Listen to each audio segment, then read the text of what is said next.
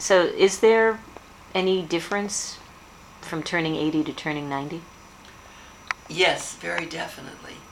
Uh, Turning 80, uh, for me, it just segued from 79 to 80, and uh, I felt I had more inner space around me. What do you mean? Mm. Well, I felt I didn't have to try as hard. I was still working, fortunately, in a business that,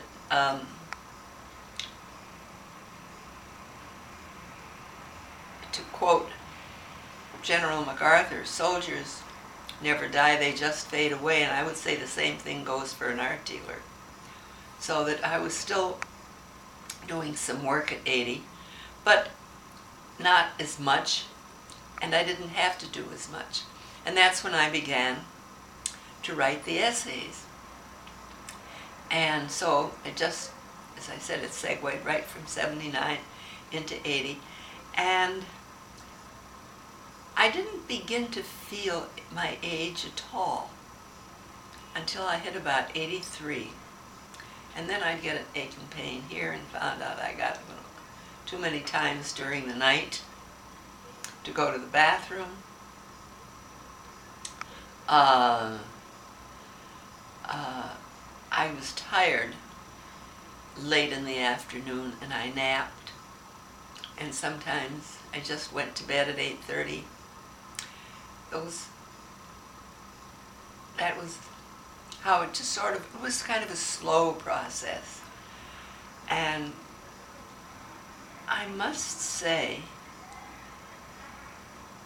it was a fairly slow process until the middle 80s when my eyesight,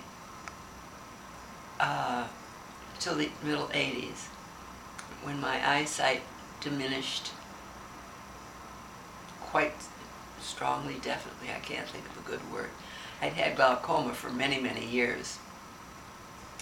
And in my 80s, I was reading hardcover, but large print. But that wasn't too disturbing. I was still reading. But it was 85, even hard print, large print was difficult. But I kept on writing. Well, everything I did was just a lesser than before. Fortunately, I was in good health. It was only my eyes. By the time I was 88, 89, I couldn't see that well. And 90, I put my pen down, finished my 16th essay, and knew that I was no longer going to write. And I was 90, and I'm now 92. And is there a difference between 90, from 90 on, and 92? Yes.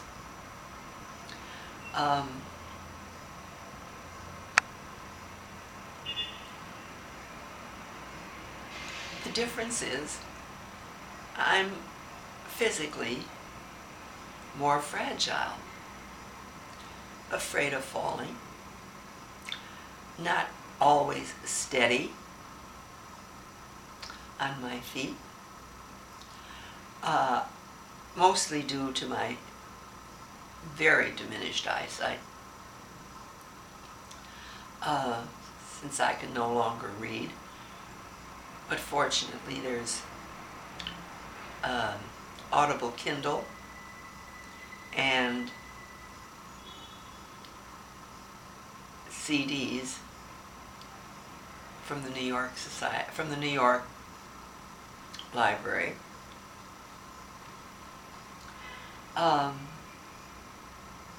I'm tired, and I'm aware of being tired. I've never been happy unless I had a project. I had to do something. And I've had difficulty understanding friends who, well, I've done it all, and I'm happy reading, and these are intelligent people, and they're fairly active, but they don't need a project. They don't have to circle in on something. I do, and since I no longer write,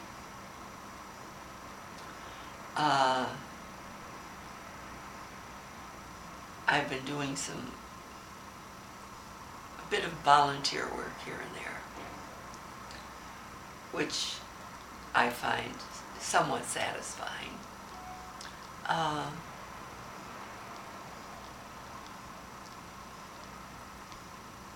I'm still curious. And I can get very excited over a good book. I listen to the news, but I've always been a news hound, a news junkie. It's just that all of me has slowed down, but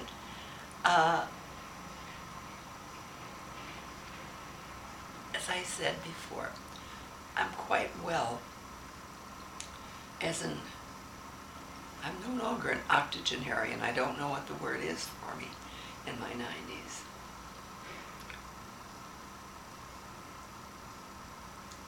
I sometimes think that people look at me and think, my God, 92, she must be waiting for death, this and that and the other thing. No, I'm not waiting for it. But I hope it comes sooner than later.